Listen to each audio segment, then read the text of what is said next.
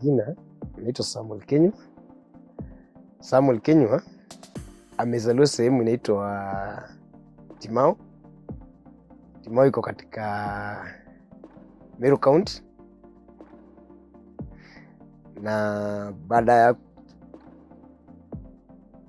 kusoma tu kidogo, si kusoma sana, baada ya kuzaliwa, baada ya kusoma tu kidogo, wazazi wangu walikaa, ni kama unaona vile wazazi wanakuwa pamoja, ikawa nikaa divorce, na ikawa ni kama imeniharibu akili.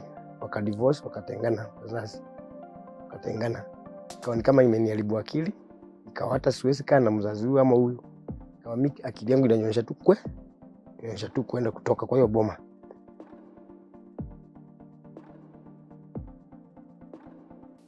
Baada ya hiyo divorce, mimi nilikaa mtu ameharibu, amejam leo, maneno. Nilikuwa 14 years by the way, sikuwa mtu mkubwa, nilikuwa 14 years.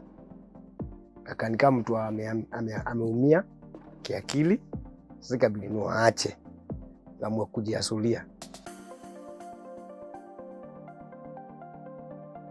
Baada ya kuona sitaweza kukaa na watu, siwezi kukaa pande ya mama wala baba, kwa sababu ili ni affect, ikabidi niamue kutravel away from Timau mpaka Nairobi. Nairobi nilikuwa nasikia kuna aunti yangu anakanga Dandora, lakini hakuna mali najua. It's first to came, kwa hivyo hakuna mtu hata mmoja najua.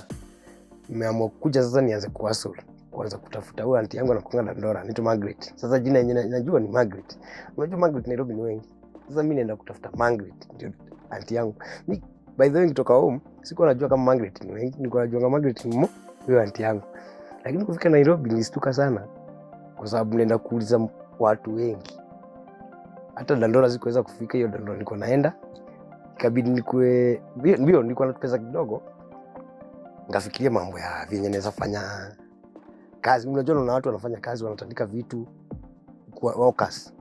Sasa ngona hii kazi, hii pesa ninayo, naweza fanya hii kazi, hiyo inanitafutia. Unajua nina hiyo akili.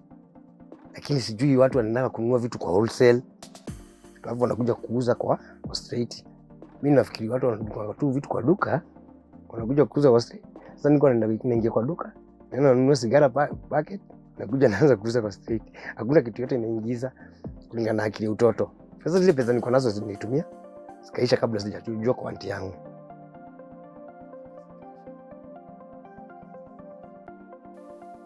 Nairobi ni hatari sana.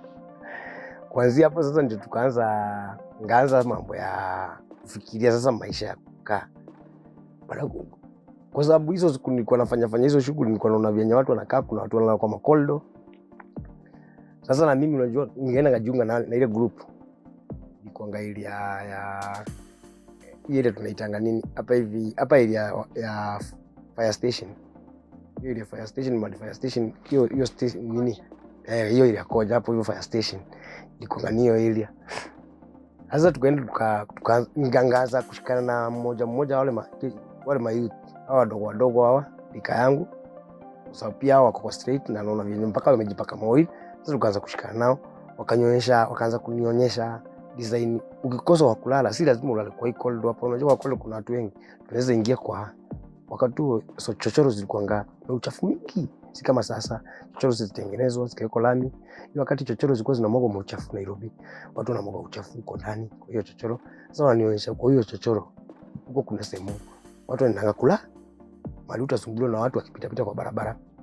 Ndio tukaanza kuingia kwa chochoro sasa kulalanga huko. Challenge ilikuwa huko ni kubwa, kwa sababu wewe kama ni mgeni hujazoea maisha, chakula yenye unakula hujazoea kuikula.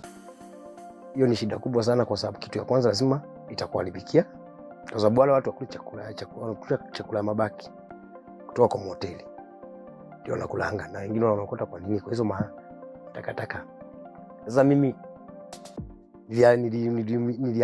nilikango, kwa sababu sijazoea kula vitu kama hizo, nilianza kugonjeka.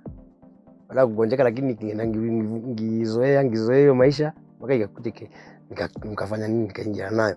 Sasa siku moja